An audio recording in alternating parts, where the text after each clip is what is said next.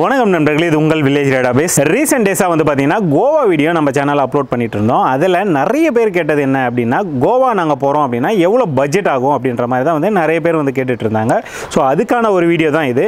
இப்போ நம்ம கோவா வந்து எப்படி நம்ம போகலாம், அங்கே போனோம் அப்படின்னா நம்ம எங்கே தங்கலாம், அது மட்டும் இல்லாமல் அங்கே என்ன மாதிரியான சாப்பாடு வந்து கிடைக்குது, நார்த் கோவா சவுத் கோவான்னு சொல்லிட்டு இருக்குது. இதை போய் ஒரு நாள் நம்ம சுற்றி பார்க்கலாம். அதுக்கப்புறம் காரு பைக்கு இதுக்கெல்லாம் வந்து அங்கே ரெண்ட்டுக்கு விடுறாங்க. இதை பற்றின டீட்டெயில், இந்த வாட்டர் ஸ்போர்ட்ஸ் ஆக்டிவிட்டீஸ், ஐலாண்டு, அதுக்கப்புறம் கெசினோ, நைட் கிளப்பு, இந்த மாதிரி எக்கச்சக்கமான ஆக்டிவிட்டிஸ் வந்து பார்த்தீங்கன்னா கோவாவில் இருக்குது. ஸோ இதுக்கெல்லாமே வந்து பார்த்தீங்கன்னா எவ்வளோ காஸ்ட் ஆகும் அப்படின்றத பற்றி தெளிவாக இந்த வீடியோவில் நம்ம வந்து பார்க்க போகிறோம். ஸோ வாங்க அப்படியே நம்ம நேராக வீடியோக்குள்ளே போயிடலாம். நம்ம சேனலில் இப்போ தான் நீங்கள் ஃபஸ்ட் டைம் பார்க்குறீங்க அப்படின்னா, இது வரையிலும் நம்ம சேனலை சப்ஸ்கிரைப் பண்ணலை அப்படின்னா சப்ஸ்கிரைப் பண்ணிங்க. ஸோ நம்ம கோவாக்கு எப்படி போகலாம் அப்படின்னு பார்த்தீங்கன்னா, சென்னை டு கோவா வந்து பார்த்தீங்கன்னா ஃப்ளைட் இருக்குது. ஸோ ஃப்ளைட்டு காஸ்ட் அப்படின்னு பார்த்தீங்கன்னா ஒரு 3500 வந்து ஸ்டார்ட் ஆகுது. அடுத்த 3 மாதத்துக்கு உண்டான ஃப்ளைட்டு காஸ்ட்டு செக் பண்ணிட்டேன். பேசிக்காக 3500 தான் வந்து இருக்குது. ஃப்ளைட் டிக்கெட்டை பொறுத்தவரையும் டைனாமிக் அப்படிங்கிறதுனால எப்போ வேணாலும் மாறலாம். ஸோ கூடவும் செய்யும், குறையவும் செய்யும்.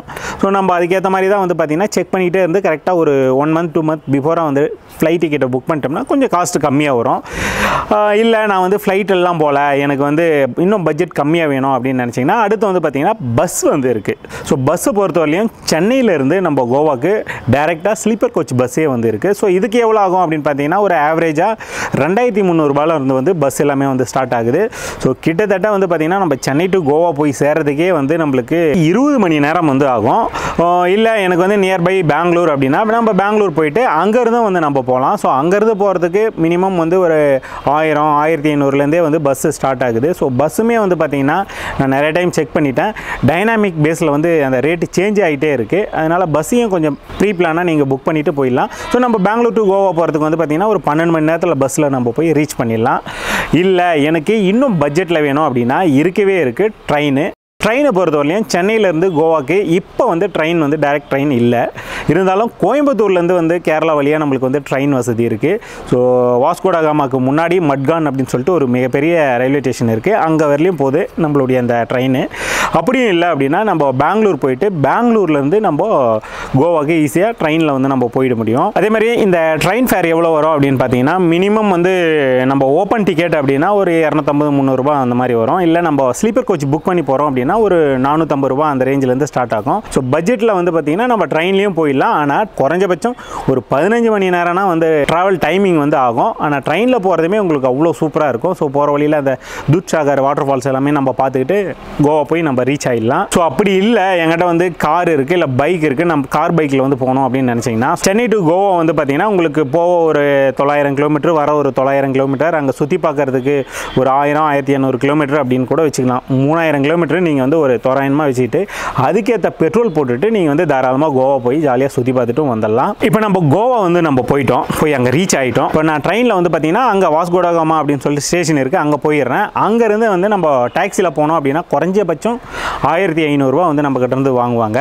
ஸோ பஸ் இல்லையா, நான் பஸ்ஸில் போயிடலாம் அப்படின்னு யோசிச்சிங்கன்னா பஸ்ஸை பொறுத்தவரையும் லோக்கல் பஸ் தான், அவ்வளோ வந்து இருக்காது. நீங்கள் வந்து ஒரு 2 பஸ்ஸு மாறி போகிற மாதிரி இருக்கும். இதே ஏர்போர்ட்டில் இருந்து அப்படின்னு பார்த்தீங்கன்னா ஒரு 1250-350 அந்த ரேஞ்சு வந்து நம்ம இந்த பாகா கேலங்கோட் போகிறதுக்கு வந்து வாங்குவாங்க.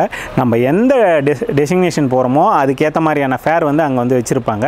ஸோ ஒரு சில இடங்களில் கண்டிப்பாக உங்களை ஏமாத்துறதுக்கும் வாய்ப்பு இருக்குது. ஸோ அதையும் வந்து நீங்கள் பார்த்துக்குங்க. ஃபஸ்ட்டு நம்ம எடுத்ததும் வந்து பார்த்திங்கன்னா ரூம்ஸ் தான் வந்து நம்ம புக் பண்ண வேண்டியது இருக்கும். கோவாவை பொறுத்தவரையும் ஆயிரக்கணக்கான ரூம்ஸ் வந்து இருக்குது. அங்கே ஹாஸ்டலும் இருக்குது, ஹோட்டலும் இருக்குது, ரெசார்ட்ஸும் இருக்குது, பீச் வில்லா, பீச் ரெசார்ட்ஸு, இந்த மாதிரி நிறைய எக்கச்சக்கமாக வந்து அங்கே இருக்குது. நம்ம பட்ஜெட்டுக்கு எது ஒத்து வருமோ அதை வந்து நம்ம புக் பண்ணிக்கலாம். இப்போ ஹாஸ்டல் அப்படின்னு பார்த்தீங்கன்னா ஹாஸ்டல்லாம் வந்து வெறும் ஒரு 300 வந்து ஸ்டார்ட் ஆகும். ஸோ 4-5 பேர் கூட சேர்ந்து நம்ம தங்குற மாதிரியான ஹாஸ்டல்ஸ் வந்து அங்கே நிறையவே இருக்குது. இல்லை ரூம்ஸ் அப்படின்னா நம்மளுக்கு ஒரு 1000, 1500, 2000, 2500ன்னு நம்மளுடைய பட்ஜெட்டுக்கு ஏற்ற மாதிரி கொஞ்சம் ஒரு நல்ல ரூமாக பார்த்து கூடவே ஸ்விம்மிங் பூலில் இருக்கிற மாதிரியான ரூம்ஸ் வந்து நம்ம புக் பண்ணி தங்கிக்கலாம். நீங்கள் ஃபஸ்ட் டைம் கோவா போகிறீங்க அப்படின்னா இந்த பாகா கேலங்கோட் பீச் அந்த சைடு வந்து நீங்கள் ரூம் புக் பண்ணிக்கோங்க. ஏன்னா அங்கே தான் வந்து பார்த்தீங்கன்னா நைட் பார்ட்டிஸு, அதுக்கப்புறம் பீச் வைப்பு அங்கே வந்து நீங்கள் சூப்பராக என்ஜாய் பண்ண முடியும். ஸோ ரூமும் நம்ம வந்து புக் பண்ணியாச்சு. அதுக்கு அடுத்ததான் வந்து பார்த்தீங்கன்னா கோவாவில் சாப்பாடு வந்து எப்படி இருக்கும் அப்படின்றத பிளான் பண்ணிக்கணும். கோவாவை பொறுத்தவரையிலுமே நம்மளுக்கு நார்த் இந்தியா ஸ்டைல் தான் நிறைய இடத்துல, எங்கேயாச்சும் ஒரு சில இடங்கள்ல தான் வந்து சவுத் இந்தியன் ஸ்டைலில் வந்து ஃபுட்டு நம்மளுக்கு வந்து கிடைக்கும். சாப்பாட்டை பொறுத்தவரையும் ஏன்னா நம்ம எவ்வளோ சாப்பிடுவோம்னு நம்மளுக்கு வந்து தெரியாது, ஒவ்வொருத்தவங்க ஒவ்வொரு அளவு இருக்கும். ஆனால் ஒரு தோராயமாக அப்படி சொல்லணும் அப்படின்னா ஒரு நாளைக்கு ஒரு 500 ரூபாய்க்கு நம்ம வந்து சாப்பாட்டுக்குன்னு ஒதுக்கலாம். ஸோ 3 வேளை சாப்பாட்டுக்கு நான் சொல்கிறது மேக்ஸிமம் உங்களுக்கு பிரேக்ஃபாஸ்ட்டு காம்ப்ளிமெண்ட்ரியாக கொடுக்கறதுக்கு வாய்ப்பு இருக்குது. நீங்கள் மதியம் நைட்டு தான் வந்து சாப்பிட்ணும். நீங்கள் ஒரு 4 நாள் போகிறீங்க அப்படின்னா ஒரு சாப்பாட்டுக்கு ஒரு 2000 ரூபாய் இதுக்காகவே ஒதுக்கிடணும். ஸோ கோவாவை பொறுத்தவரையிலையும் குறைஞ்சபட்சம் ஒரு 3 நாள்னால் நம்ம வந்து அங்கே ஸ்டே பண்ணுற மாதிரி இருக்கணும். அப்போ தான் ஓரளவுக்காச்சும் நம்ம வந்து அங்கே சுற்றி பார்க்க முடியும்.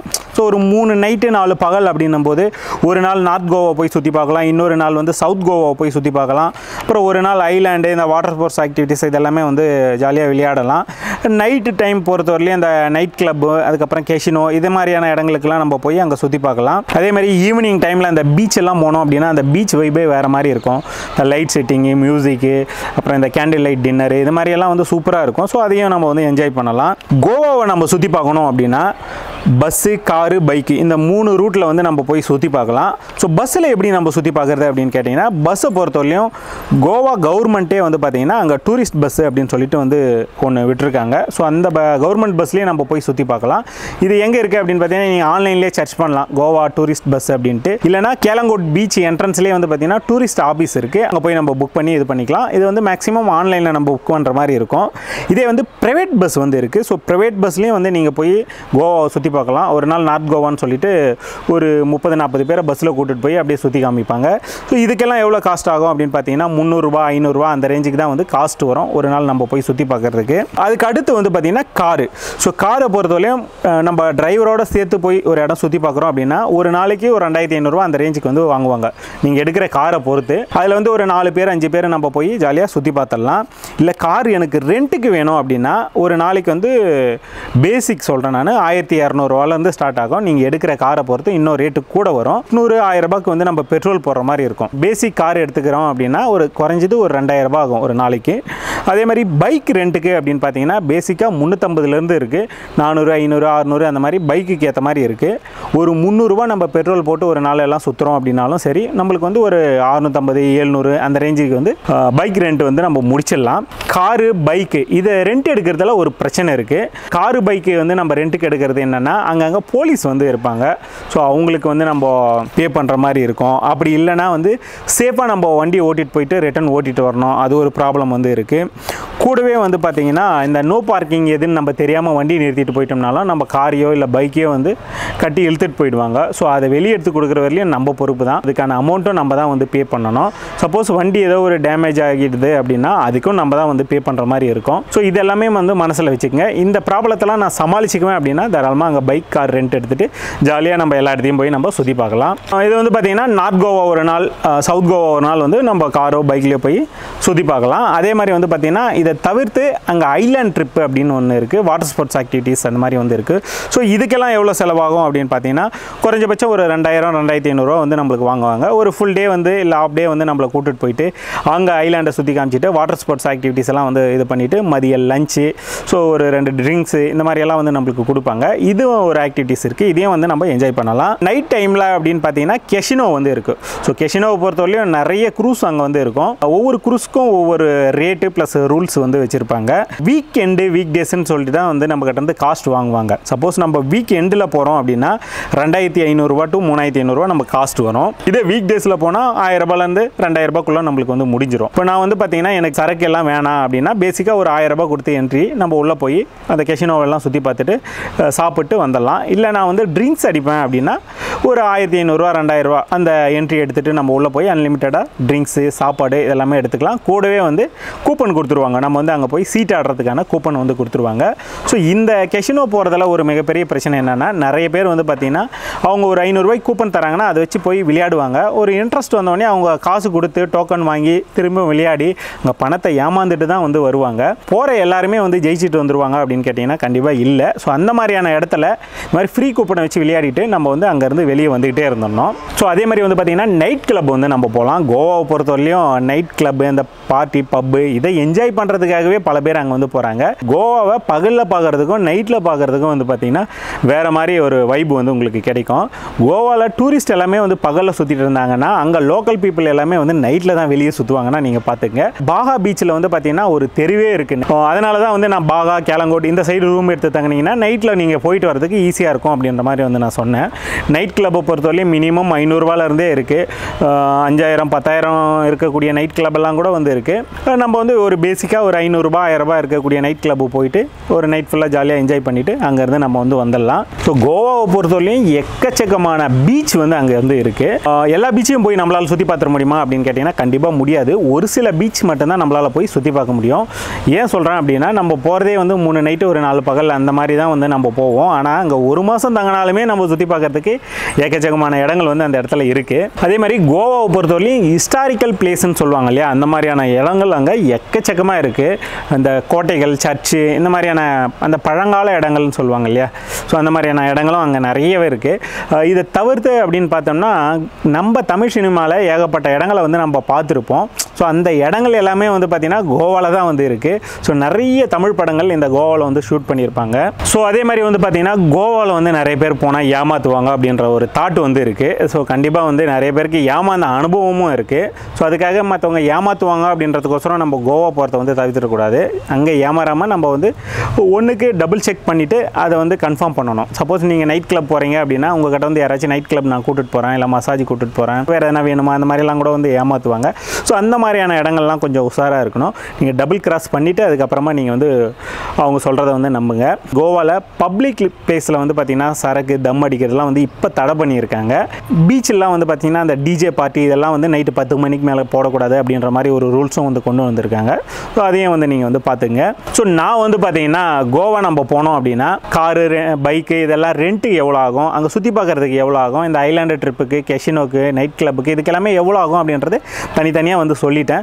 ஸோ நீங்கள் எத்தனை பேர் போகிறீங்க அப்படின்றத ஒரு பட்ஜெட் வந்து உங்களாலேயே இப்போ வந்து ஈஸியாக போட்டுக்க முடியும். நான் வந்து பார்த்தீங்கன்னா கோவாவில் இருக்கக்கூடிய அபு அப்படின்னு சொல்லிட்டு ஒரு தமிழ் ட்ராவல் கைடு தான், நம்ம ஊருக்காரர் தான், அங்கே கோவாவில் செட்டில் ஆகிட்டார்.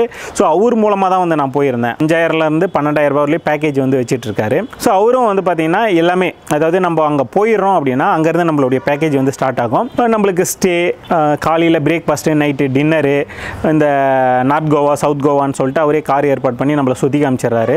இந்த கெஷினோக்கு நம்மளை வந்து பிக்கப் ட்ராப் பண்ணுறாரு. நம்ம என்ட்ரி கொடுத்து நம்ம உள்ளே போயிடுற மாதிரி இருக்கும். அதே மாதிரி நைட் கிளப்போட என்ட்ரி டிக்கெட்டும் அவர் ஃப்ரீயாகவே நம்மளுக்கு வந்து அந்த பேக்கேஜில் கொடுத்துட்றாரு. இதை தவிர்த்து அப்படின்னா ஏர்போர்ட் பிக்கப் ட்ராப் முக்கியமாக வந்து அது காம்ப்ளிமெண்ட்ரி அதுலேயே வந்துடும். பிக்கப் ட்ராப்புக்கு வந்து பார்த்தீங்கன்னா ஒரு குறைஞ்சபட்சம் 2500லேருந்து 3000 ரூபாய் நம்மளுக்கு வந்துடும். ஸோ அது எல்லாமே இதுலேயே இன்க்ளூட் ஆகிடும். ஸோ இந்த மாதிரி தான் வந்து நான் வந்து போய் வந்தேன். ஸோ சப்போஸ் நீங்கள் வந்து பார்த்தீங்கன்னா கோவாவில் இருக்கக்கூடிய அபு அவருடைய நம்பர் வேணும் அப்படின்னா நான் டிஸ்கிரிப்ஷனில் வந்து கொடுத்துருக்கேன். கோவா போகணும் அப்படின்ற ஐடியாவில் இருக்கிறவங்க தேவைப்படுறவங்க யூஸ் பண்ணிங்க. இப்போ ஒரு கிளியர் பட்ஜெட் வந்து உங்களுக்கு வந்து கிடைச்சிருக்கும். ஸோ இவ்வளோ இருந்தால் நம்ம வந்து ஜாலியாக போய் சுற்றி பார்த்துட்டு வரலாம் அப்படின்னு சொல்லிட்டு ஒரு இடத்துக்கு நம்ம சுற்றுலா போகிறோம் அப்படின்னா அந்த இடத்த பொறுத்த வரலையும் நம்ம என்ன செலவு எல்லாமே பண்ணுறோமோ அதை பொறுத்து தான் வந்து நம்மளுக்கு பட்ஜெட் அதிகமாக வருதும் கம்மியாக வருதும். நம்ம செலவை கண்ட்ரோல் பண்ணி வந்தோம் அப்படின்னா ஓரளவுக்கு பட்ஜெட்டில் போயிட்டு வந்துடலாம். இல்லை நான் ஒரு டைம் தான் டூர் போகிறேன், அங்கே நான் ஜாலியாக என்ஜாய் பண்ணணும் அப்படின்னு நினச்சோம்னா ஸோ அந்த இடத்துல நம்ம இன்னும் கொஞ்சம் எக்ஸ்ட்ராவே செலவு பண்ணி ஜாலியாக இருந்துட்டு வரலாம். கண்டிப்பாக வந்து பார்த்தீங்கன்னா இந்த கோவா பட்ஜெட் வீடியோ உங்களுக்கு வந்து பிடிச்சிருக்கும் அப்படின்னு நான் நம்புகிறேன். கோவா பட்ஜெட் வீடியோ உங்களுக்கு பிடிச்சிருக்கு, இப்போ தான் ஃபஸ்ட் டைம் வந்து பார்த்தீங்கன்னா கோவாவை பற்றி இந்த மாதிரியான டீட்டெயில் எல்லாமே நான் வந்து தெரிஞ்சுக்கினேன் அப்படின்னு நினச்சிங்கன்னா நம்ம சேனலில் ஃபஸ்ட் டைம் நீங்கள் பார்க்குறீங்க அப்படின்னு நினச்சாலும் சரி, ஸோ மறக்காமல் வந்து பார்த்தீங்கன்னா கமெண்ட்டில் வந்து கமெண்ட் பண்ணுங்கள். அதே மாதிரி கோவா சுற்றுலா போகணும் அப்படின்ற ஐடியாவில் இருக்கக்கூடிய உங்கள் ஃப்ரெண்ட்ஸுக்கு வந்து இந்த வீடியோவை ஷேர் பண்ணி டேக் பண்ணிவிடுங்க. நீங்கள் எங்களுக்கு சப்போர்ட் பண்ணணும் அப்படின்னு நினச்சிங்கன்னா மறக்காமல் சப்ஸ்கிரைப் பண்ணிங்க. கூடவே அந்த ஃபேஸ்புக் பேஜில் இந்த வீடியோவை பார்த்துட்டு இருக்கீங்க அப்படின்னா ஃபேஸ்புக் பேஜும் இருக்குது, அதையும் ஃபாலோ பண்ணிங்க. இன்ஸ்டாகிராம் பேஜ் இருக்குது, அதையும் ஃபாலோ பண்ணிங்க. நன்றி, வணக்கம்.